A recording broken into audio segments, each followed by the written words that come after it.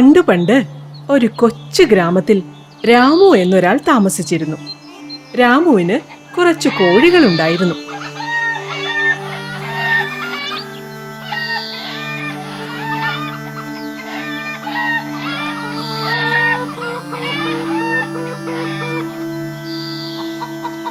അതിലൊരു കോഴി മാത്രം മുട്ടയിടുന്നില്ല എന്ന് മനസ്സിലാക്കിയ രാമു, ഈ കോഴിയെ എങ്ങനെയെങ്കിലും വിൽക്കണം, ഒരു വഴിയുണ്ട്. അതിനെ ഗ്രാമചന്തയിൽ കൊണ്ടുപോയി വിൽക്കാൻ തീരുമാനിച്ചു. മറ്റുള്ളവരെ പറ്റിച്ച് ജീവിക്കുന്നതായിരുന്നു രാമുവിന് ഏറെ ഇഷ്ടം. രാമു തന്റെ മുട്ടയിടാത്ത കോഴിയെയും മറ്റു കോഴികളിട്ട മുട്ടകളും എടുത്തുകൊണ്ട് അങ്ങനെ ഗ്രാമപാതയിലൂടെ നടന്നു. അങ്ങനെ നടന്നു വരുമ്പോൾ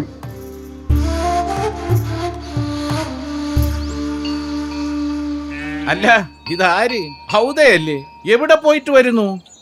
ഒന്നും പറയണ്ട രാമു, ഞാന് ഗ്രാമചന്തയിൽ പോയി വരികയാണ്.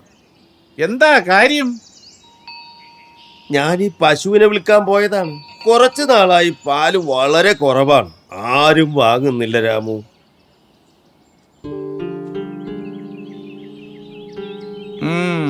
എത്ര പാല് കിട്ടും? 1 ലിറ്റർ വളരെ കഷ്ടിച്ച് കിട്ടും.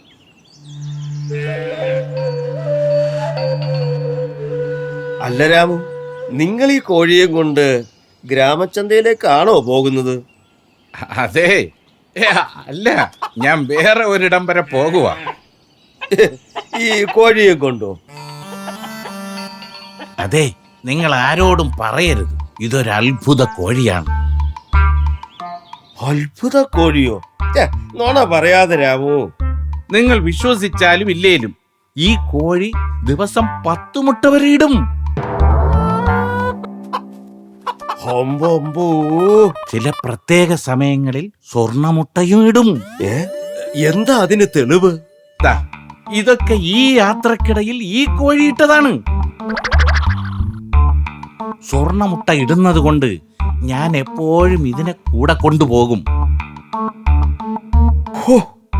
എനിക്ക് വിശ്വസിക്കാനേ പറ്റുന്നില്ല. ശരി, വേണ്ട, ഞാനെന്നാ പൊക്കോട്ടെ. കോഴിയെ കൂട്ടിലാക്കണം. കൂടെ കൊണ്ട് നടക്കുന്നത് അല്പ ബുദ്ധിമുട്ടാണ്. രാമു, ഇതിനെ വിൽക്കാൻ പദ്ധതിയുണ്ടോ? എന്ന് ചോദിച്ചാൽ ഇല്ല, എനിക്ക് വലിയ നഷ്ടമാകും. നല്ല വില തരാം, ഒപ്പം ഈ പശുവിനെ. എന്ത് വില തരും? എന്റെ കയ്യിൽ 5 വെള്ളി നാണയമുണ്ട്, അത് തരാം. 5 വെള്ളി നാണയമോ? സ്വർണ്ണമുട്ട ഇടുന്ന ഈ കോഴിക്കോ? അതെ, മുട്ട സ്വർണമാ, സ്വർണം.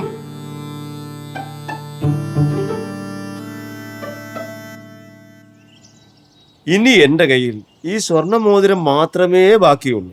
ഈ അത്ഭുത കോഴിയെ എനിക്ക് തന്നെ തരണം.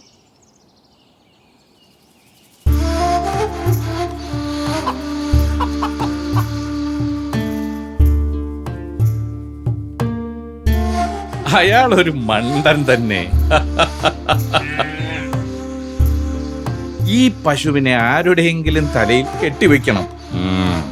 ഒരു വഴിയുണ്ട്.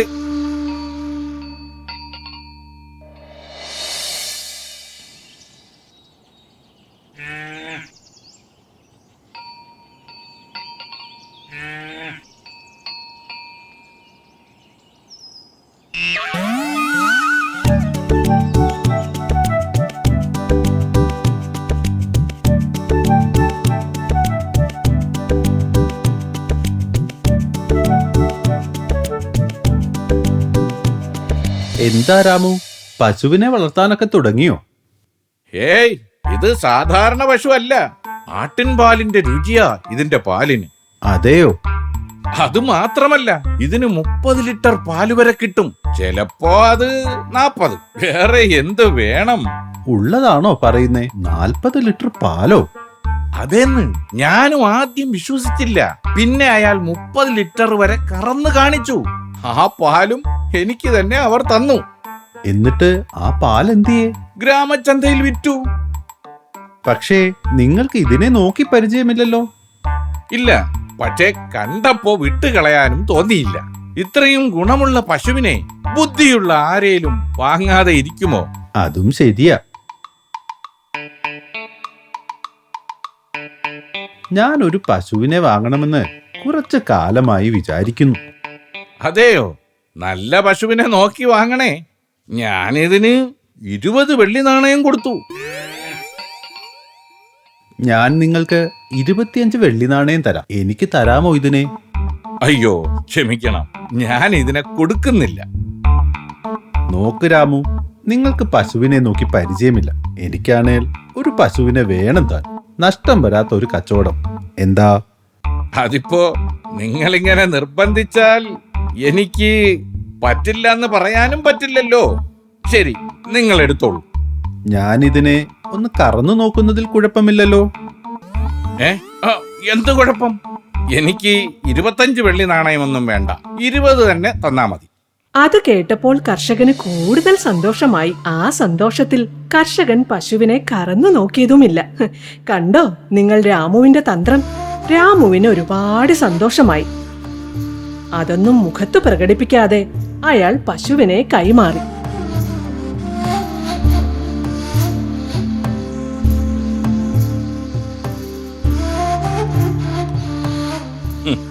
ഇന്ന് എന്ത് നല്ല ദിവസമാണ്.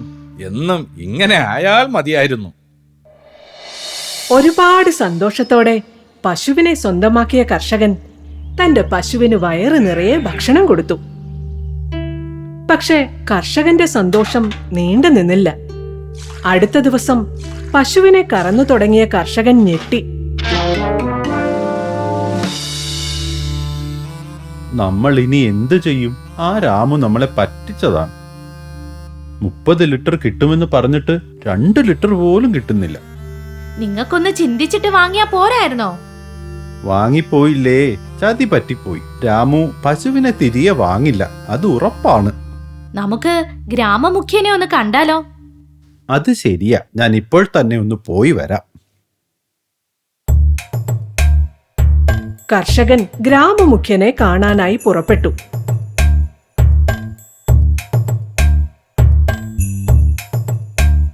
കർഷകൻ തന്റെ പ്രശ്നങ്ങളെല്ലാം ഗ്രാമമുഖ്യനോട് വിശദമാക്കി. നിങ്ങൾ ഒരു കാര്യം ചെയ്യൂ, രാമുവിനോട് പോയി പറയണം പറഞ്ഞതിലും കൂടുതൽ പാല് പശു തരുന്നുണ്ടെന്ന്. ആ പാലൊക്കെ എനിക്കാണ് തരുന്നതെന്നും പറഞ്ഞോളൂ. അങ്ങനെ ഗ്രാമമുഖ്യന്റെ വാക്കുകൾ കേട്ട് രാമുവിന്റെ വീട്ടിലേക്ക് കർഷകൻ നടന്നു. വഴിമധ്യേ കർഷകൻ രാമുവിനെ കണ്ടു. രാമു, എനിക്ക് നിങ്ങളോട് ഒരുപാട് നന്ദിയുണ്ട്. നിങ്ങൾ തന്ന പശു കാരണം ഞാനും കുടുംബവും രക്ഷപ്പെട്ടു. അതെയോ? അതെ രാമു, പശു എന്നും 40 ലിറ്റർ പാൽ തരുന്നുണ്ട്. ഞാൻ അത് ഗ്രാമമുഖ്യനാണ് കൊടുക്കുന്നത്. ശരി രാമു, കുറച്ച് തിരക്കുണ്ട്, പോട്ടെ. പശുവിനെ കൊടുത്തത് അബദ്ധമായോ? ഉടനെ ഗ്രാമമുഖ്യനെ കാണണം. അന്ന് തന്നെ രാമു ഗ്രാമമുഖ്യന്റെ വീട്ടിലെത്തി. ആഹാ, ഇതാര്? രാമുവോ? വരണം വരണം. ഇവിടെ പാല് വേണമെന്ന് കേട്ടു. വേണമായിരുന്നു, പക്ഷെ ഇപ്പോ ഒരു കർഷകൻ കൊണ്ട് തരുന്നുണ്ട് നല്ല രുചിയുള്ള പാല്. അതുകൊണ്ട് അയാൾക്ക് കൂടുതൽ പണവും കൊടുക്കുന്നുണ്ട്.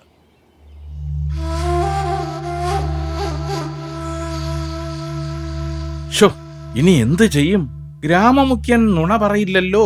അപ്പോ കർഷകൻ പറഞ്ഞത് സത്യമാണ്. രാമുവിന് ഒരുപാട് വിഷമമായി. രാമു അതിവേഗത്തിൽ കർഷകന്റെ വീട് ലക്ഷ്യമാക്കി നടന്നു.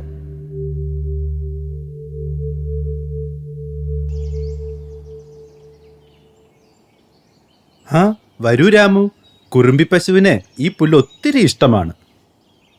അതെ, ഞാൻ വന്നത് പശുവിനെ തിരിച്ചു വാങ്ങാനാണ്.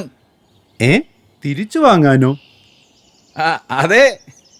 ഇല്ല, തരാൻ പറ്റില്ല. ഞാൻ വിൽക്കുന്നില്ല. എന്റെ ജീവിതം മാറ്റിയ പശുവാണിത്. അങ്ങനെ പറയരുത്.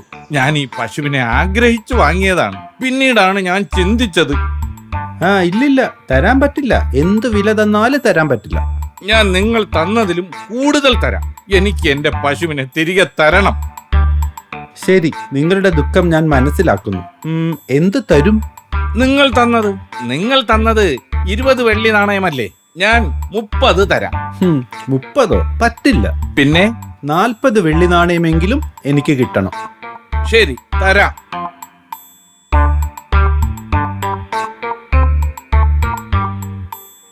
വില കൂടിയാൽ എന്താ, ലാഭമല്ലേ?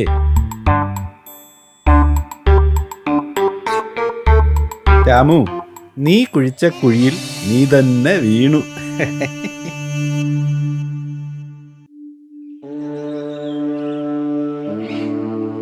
ഒരു പാവം കഴുത വളരെ വിഷമത്തിൽ കാട്ടിലൂടെ ഏറെ നേരമായി നടന്നു വരികയായിരുന്നു. എനിക്കും ബുദ്ധി വരും, ഞാനും ബുദ്ധി നേടും. നോക്കിക്കോ. പാവം കഴുത അങ്ങനെ ദുഃഖത്തോടെ നടന്നു വരുമ്പോ മരച്ചുവട്ടിൽ വിശ്രമിക്കുന്ന ഒരു കുട്ടി സീബ്രയെ കാണാനിടയായി. ഏയ് കൂട്ടുകാരാ, ഒന്ന് എഴുന്നേറ്റേ. നല്ല ഉറക്കത്തിലായിരുന്നു കുട്ടി സീബ്ര. തന്നെ വിളിച്ചുണർത്തിയതിൽ കടുത്ത ദേഷ്യം തോന്നിയ സീബ്ര പക്ഷെ അതൊന്നും പ്രകടമാക്കാതെ പറഞ്ഞു,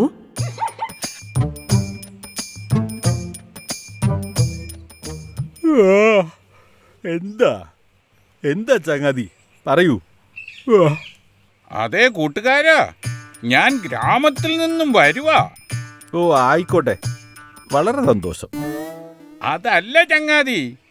ഓ, പിന്നെ എന്താണെന്നൊന്ന് പറ. അതെ ചങ്ങാതി, ഞാനൊരു ബുദ്ധിശാലിയാണ്. പക്ഷേ കുറച്ചുകൂടി ബുദ്ധി എനിക്ക് വേണം. അതിന് എന്നെ ഒന്ന് സഹായിക്കാമോ? എങ്ങനെ സഹായിക്കണം?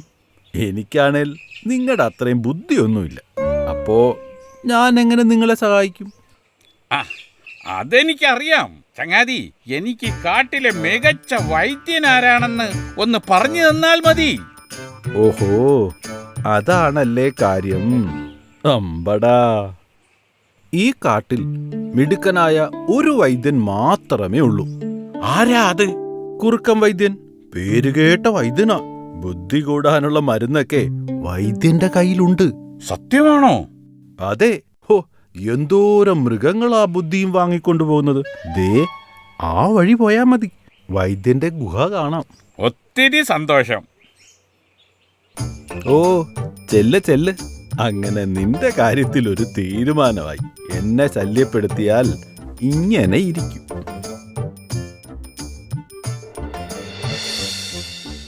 കുറുക്കൻ വൈദ്യൻ തന്റെ ഗുഹയോട് ചേർന്നുള്ള മരച്ചുവട്ടിൽ ചിന്തയിൽ മുഴുകിയിരിക്കുകയായിരുന്നു. അപ്പോഴാണ് വൈദ്യന്റെ സഹായി കിട്ടൻ കരടി അവിടേക്ക് ചെല്ലുന്നത്. ആശാനിതെന്തു പറ്റി? ഒന്നും പറയണ്ടടോ, ഗുഹയുടെ പണി പകുതി ആയതേ ഉള്ളൂ. പുഴക്കരയിലെ ഉരുളൻ കല്ലുകൾ ഇനിയും കുറേ വേണ്ടി വരും. പണിക്കാണേ ആരും കിട്ടുന്നുമില്ല. ഞാൻ ആകെ വിഷമത്തിലാണ്. അതെന്തു പറ്റി ആശാനെ? പണി ചെയ്യുന്നവർക്ക് കൂലി വേണമെന്ന്. എന്തൊരു കഷ്ടമാണ്. നമസ്കാരം വൈദ്യരെ. ഓ, അങ്ങനെ തന്നെ. താൻ ആ ചിന്നം കഴുതയുടെ കുട്ടിയല്ലേ, അടുത്ത കാട്ടിലെ? അയ്യോ, അല്ല, ഞാൻ ഗ്രാമത്തിൽ നിന്നും വന്നതാ. എന്തിനാ വന്നത്? വൈദ്യരെ കാണാൻ. കണ്ടോ, ഇപ്പൊ വെറുതെ കാണാൻ ഞാൻ നിന്ന് കൊടുക്കില്ല. പിന്നെ താൻ ഗ്രാമത്തിൽ നിന്ന് വന്നതുകൊണ്ട് ദേ കണ്ടോ, എനിക്ക് നിറയെ ആരാധകരുണ്ടെന്ന് ഞാൻ പല തവണ പറഞ്ഞിട്ട് താൻ വിശ്വസിച്ചോ? വൈദ്യരെ, എന്റെ ബുദ്ധി ഒന്ന് കൂട്ടണം, അതിനാ വന്നത്. ബുദ്ധി കൂട്ടാനോ? അതെ വൈദ്യരെ, മറ്റുള്ളവരെ പോലെ ബുദ്ധി ഉപയോഗിച്ച് എനിക്കും പ്രശസ്തനാകണം. ബുദ്ധി എത്ര കിലോ വേണ്ടി വരും? എത്രയാണേലും കുറയാതെ വേണം. അപ്പൊ തനിക്ക് ബുദ്ധി വേണം, അതും കിലോ കണക്കിന്. അതെ, പറ്റിയാൽ കുറച്ച് നൃത്തവും പാട്ടും കൂടി പഠിക്കണം. ഇവനെ കൊണ്ട് ഗുഹയുടെ പണി മുഴുവനും ചെയ്യിക്കാം. ശരി, കുറച്ച് ദിവസം ഇവിടെ താമസിക്കണം. ഓ, താമസിക്കാം. ബുദ്ധി കൂടുവോ? കൂടും. ഈ കരടിയെ കണ്ടോ, ബുദ്ധിരാക്ഷസനാ. അത്രയും ബുദ്ധി മതിയോ? മതി. എന്നാ ഞാൻ പറയുന്നതൊക്കെ കൃത്യമായി ചെയ്തു തുടങ്ങിക്കോ. എല്ലാം ചികിത്സയുടെ ഭാഗമാണ്. അങ്ങനെ ബുദ്ധി കൂടാനായി എത്തിച്ചേർന്ന കഴുത കുറുക്കൻ വൈദ്യൻ പറയുന്നതനുസരിച്ച് ഓരോ ജോലികളും കൃത്യമായി ചെയ്തു തുടങ്ങി.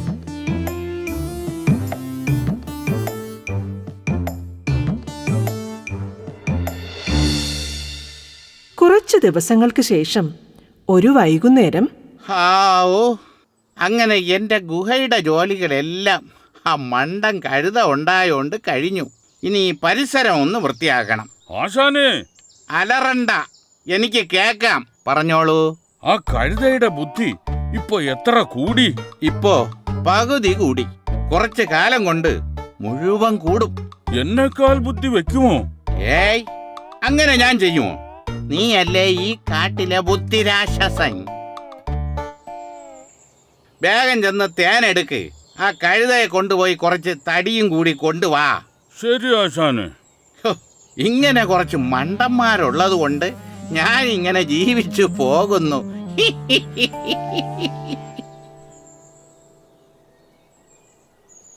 അല്ല കരടിച്ചാട്ടാ, ഞാൻ വന്നിട്ട് കുറച്ചു കാലമായില്ലേ? ഇനിയും ഒത്തിരി ഞാൻ കാത്തിരിക്കണോ ബുദ്ധി വെക്കാൻ? പിന്നെ വേണം. നീ നടന്നോ, ഞാൻ തേനെടുത്തിട്ട് വരാം. ശരി അമ്മേ. ഇതൊക്കെയും മരച്ചില്ലയിൽ ഇരുന്നു കൊണ്ട് ഒരു പഞ്ചവർണ്ണ തത്ത കാണുന്നുണ്ടായിരുന്നു. തത്ത പതിയെ കഴുതയുടെ അടുത്തേക്ക് പറന്നിറങ്ങി പറഞ്ഞു, അല്ല, ഞാൻ നിങ്ങളെ കുറച്ചു കാലമായി കാണുന്നു. നിങ്ങൾ ഈ കാട്ടിലുള്ളതാണോ? ഏയ് അല്ല, ഞാൻ ഗ്രാമത്തിൽ നിന്നും വന്നതാ. എന്തിന്?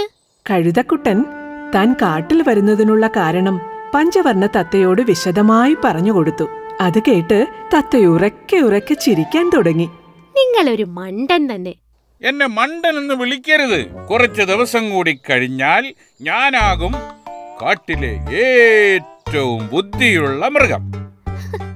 ഇതൊക്കെ ആ സൂത്രശാലി കുറുക്കൻ പറഞ്ഞതാവും അല്ലേ? ഒരു കാര്യം ഞാൻ പറയാം. ആ കുറുക്കൻ ആളൊരു കള്ളനാണ്. സ്വന്തം കാര്യത്തിനാണ് കുറുക്കൻ നിങ്ങളെ ചികിത്സയെന്നൊക്കെ പറഞ്ഞു നിർത്തിയത്.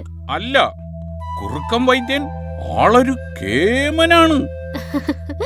കുറുക്കൻ ഒരു പിശുക്കനാണ്. കൂലി കൊടുക്കാതെ കുറുക്കൻ തന്റെ ഗുഹയുടെ ജോലികൾ തീർത്തു. കഷ്ടം തന്നെ നിന്റെ കാര്യം. നിങ്ങൾ നുണ പറയുകയാ. കാട്ടിലെ ബുദ്ധിജീവി കരടിച്ചേട്ടനാണ്. കരടിച്ചേട്ടനേക്കാൾ ബുദ്ധി വൈദ്യൻ എനിക്ക് വാങ്ങി തരും. എടാ മണ്ട, നിന്നെ കുറുക്കൻ പറ്റിച്ചതാ. ഞാൻ തെളിയിച്ചു തരാം. എന്റെ ഒപ്പം വാ. കഴുതയും തത്തയും കൂടി കരടിയുടെ അടുത്തേക്ക് നടന്നു. കരടി ചേട്ടാ, എന്താ തത്തപ്പെണ്ണേ? നിങ്ങൾ എങ്ങനെയാണ് വൈദ്യന്റെ കുടത്തിലേക്ക് ഈ തേനൊഴിക്കുന്നത്? ഇത് മുഴുവനും പുറത്തേക്ക് പോവില്ലേ? ഏയ്, ഒരിക്കലുമില്ല.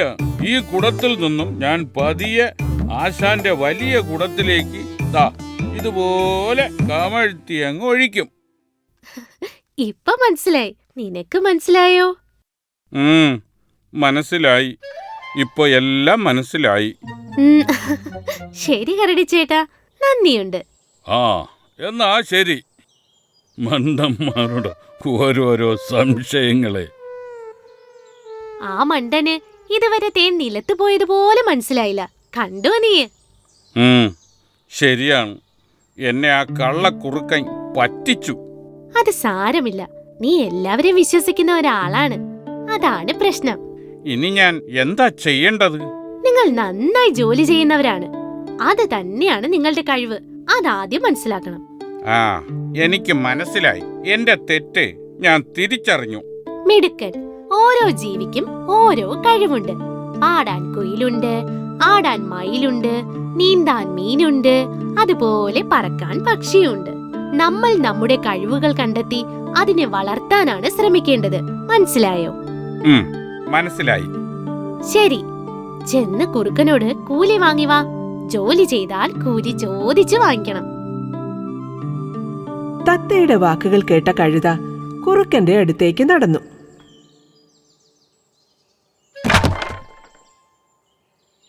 ആശാനെ, ഞാനത് കുടത്തിലേക്ക് ഒഴിച്ചതാ.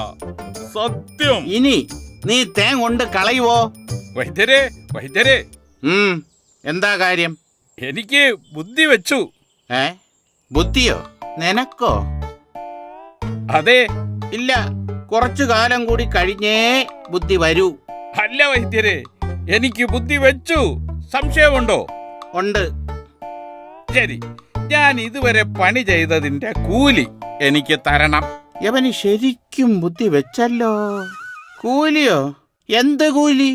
അതെ, കൂലി തന്നില്ലേൽ ഞാൻ സിംഹരാജന്റെ അടുത്ത് പരാതി കൊടുക്കും. അയ്യോ, അങ്ങനെ ഒന്നും ചെയ്യണ്ട.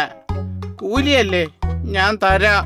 അങ്ങനെ കൗശലക്കാരനായ കുറുക്കനിൽ നിന്നും കൂലിയും വാങ്ങി കഴുത അവിടെ നിന്നും ഇറങ്ങി. താൻ വലിയൊരു കെണിയിലായിരുന്നു ചെന്നുപെട്ടതെന്ന് തിരിച്ചറിഞ്ഞ കഴുത തന്റെ ജീവിതം പഠിപ്പിച്ച അറിവുകളുമായി പതിയെ ഗ്രാമത്തിലേക്ക് തന്നെ മടങ്ങി. തലവച്ചുപാറ ഗ്രാമനിവാസികൾക്ക് പട്ടണത്തിലെത്തണമെങ്കിൽ വനപാതയിലൂടെ ഏറെ ദൂരം സഞ്ചരിക്കണമായിരുന്നു. ഈ വനപാതയിൽ ആളുകളെ കൊള്ളയടിച്ചിരുന്ന 2 കൊള്ളക്കാരുണ്ടായിരുന്നു.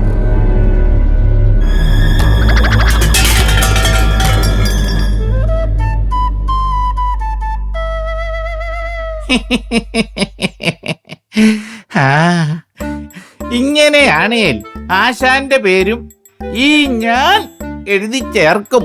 എവിടെ? ചായക്കടയിലെ പറ്റുബുക്കിലാണോ? അല്ല ആശാനെ, പഞ്ചതന്ത്രം കഥയില് ആശാൻ ഒരു സംഭവമല്ലേ. കരടിതന്ത്ര കഥകൾ എന്ന പേരിൽ നീ പുതിയതൊന്ന് എഴുത്. എന്റെ വീരസാഹസിക കഥകൾ എല്ലാരും അറിയട്ടെ. അതിബുദ്ധിമാനും ശക്തനുമായ അങ്ങ് ഒറ്റയടിക്ക് ഒരു മാൻകിടാവിനെ നിലത്തു വീഴ്ത്തിയെന്ന് ആദ്യ വരിയായി കുറിക്കട്ടെ. അതിന് ഞാൻ ഇതുവരെയും ഒരു മാൻകിടാവിനെയും ഒറ്റയടിക്ക് വീഴ്ത്തിയിട്ടില്ലല്ലോ. ഇല്ല, പക്ഷേ ആശാനെ വീരനായകനാക്കാൻ നമ്മൾ ചുമ്മാതങ്ങ് എഴുതുവല്ലേ. അത് ശരി, ചുമ്മാ ചുമ്മാ.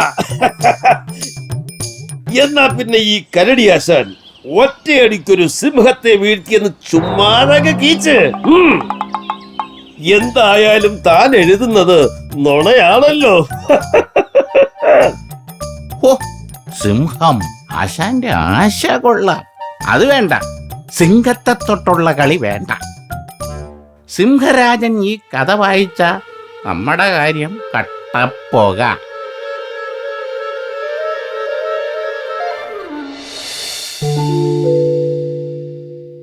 ആരോ വരുന്നുണ്ട്. ആശാനെ, വിടരുതവരെ. വരൂ, എല്ലാം നമുക്ക് തട്ടിയെടുക്കണം.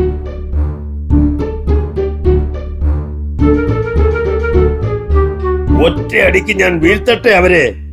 ആശാൻ അതിന് കഴിയും. ആശാനെ കൊണ്ടേ കഴിയൂ. അയ്യോ, കരടി എന്നെ കൊല്ലാൻ വരുന്നേ. എന്റെ പൊന്നടാവേ, പണിപാളിയല്ലോടാ. എന്താ ആശാനെ? ഇത് മുഴുവൻ ചുള്ളിക്കമ്പാണല്ലോടാ. ചുള്ളിക്കമ്പോ? എന്റെ പൊന്നാശാനെ, ഇത് കരിമ്പാ. ഇരുമ്പോ? ഓ, ഇരുമ്പല്ല, കരിമ്പ്. നല്ല മധുര കരിമ്പ്. ഓഹോ, ആഹാ. എന്നാൽ ഇന്നത്തെ കാര്യം കുശാൻ.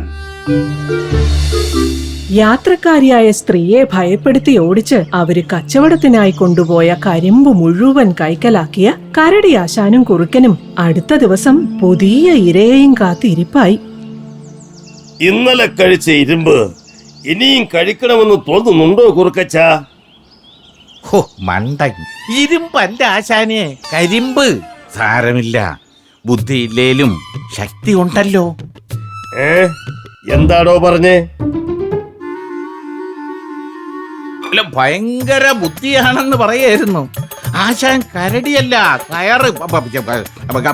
അല്ല, പയറാണ്. പയർ. പയറോ?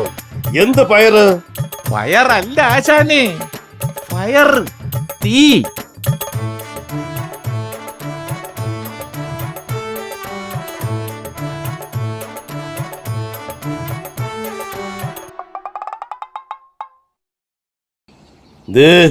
ഒരാള് വരുന്നുണ്ട്. ആശാനെ, ചാടി വീഴ്.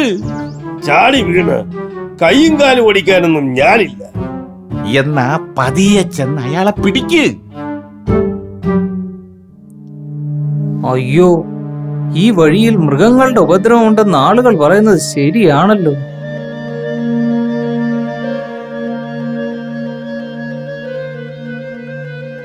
അയ്യോ, രക്ഷിക്കണേ, അയ്യോ. വിളിച്ചോ വിളിച്ചോ. എത്ര വിളിച്ചു കൂവിയാലും തന്നെ രക്ഷിക്കാൻ ഇവിടെ ആരും വരില്ല. ആ സാധനങ്ങളൊക്കെ ഇവിടെ ഇട്ടിട്ട് ഓടി രക്ഷപ്പെടുന്നതാണ് നിനക്ക് നല്ലത്.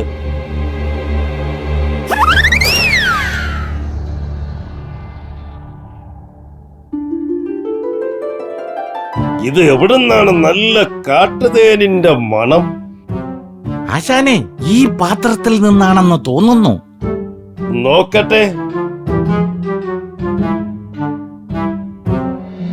ഹായ്, നല്ല തേൻ. തേൻ തുള്ളി, ഹായ് തേൻ തുള്ളി, മധുരം മധുരം തേൻ തുള്ളി, ഹായ് ഹായ് ഹായ്. ആശാനെ, എനിക്കും തായോ. വനപാതയിലൂടെ വരുന്ന ആളുകളെ കൊള്ളയടിച്ചുകൊണ്ടുള്ള കരടി ആശാന്റെയും കുറുക്കന്റെയും കാട്ടിലെ സുഖവാസം മുന്നോട്ടു പോകവേ ഒരു ദിവസം, കുറുക്കച്ച, നമ്മുടെ താവളം ഒന്ന് മാറ്റിപ്പിടിച്ചാലോ? വല്ല പുതിയ താവളവും കണ്ടുപിടിക്കണം. വേണ്ട ആശാനെ, ആശാനുള്ളപ്പോ ഏത് ഇരയെയും നമ്മൾ കീഴടക്കും.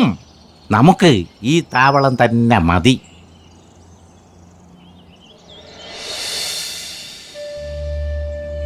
കുറുക്കച്ചോ, താനത് കണ്ടോ? എന്തോ തൂക്കിപ്പിടിച്ചോണ്ടൊരാൾ വരുന്നുണ്ട്. ആശാനെ, അയാളുടെ കയ്യിലിരിക്കുന്ന ചാക്കിനകത്ത് കാട്ടുതേനാണെന്ന് തോന്നുന്നു. ഹോ, വീണ്ടും തേൻ. ആളുകൾ എന്നും ഇങ്ങനെ തേൻ കൊണ്ട് വന്നിരുന്നെങ്കിൽ. ആശാന്റെ ഭാഗ്യം. എന്നും ഈ വഴി കോഴിയുമായി ആരെങ്കിലും വരണേ എന്നാണ് എന്റെ ചിന്ത. ഒരു കരടിയും കുറുക്കനും വഴിയിൽ നിൽപ്പുണ്ടല്ലോ. ഇവരാണോ ഇതുവഴി പോകുന്നവരെ ഉപദ്രവിക്കുന്നത്? എങ്കിൽ ഇവർക്കിട്ടൊരു പണി കൊടുക്കണം.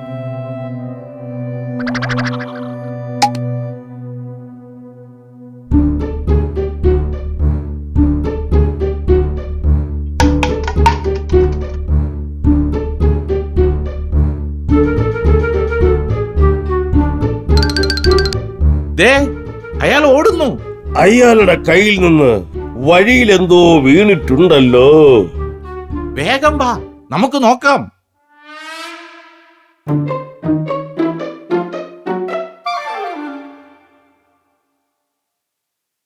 ആഹാ, നല്ല തേൻ. തേനോ? നോക്കട്ടെ. ഇത് ശരിക്കും തേൻ തന്നെ. ഇതിനിത്തിരി കനം കൂടുതലുണ്ടല്ലോ. ചിലപ്പോ വൻതേനായിരിക്കും. ഹായ് ഹായ്, എന്തൊരു മധുരം, എന്താ ടേസ്റ്റ്. ആഹാ.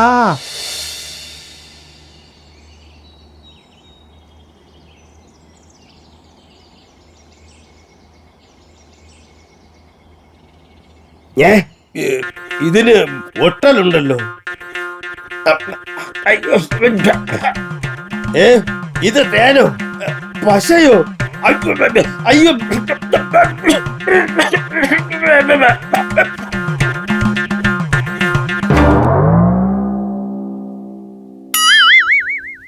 അമ്പട ആശാനെ, എനിക്ക് തരാതെ തേൻ കുടിച്ചു മത്ത് പിടിച്ച് കിടക്കുവാണല്ലേ.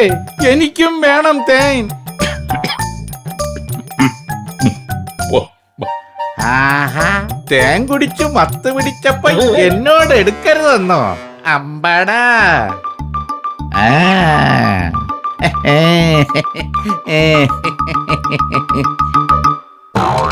അയ്യോ, പശ.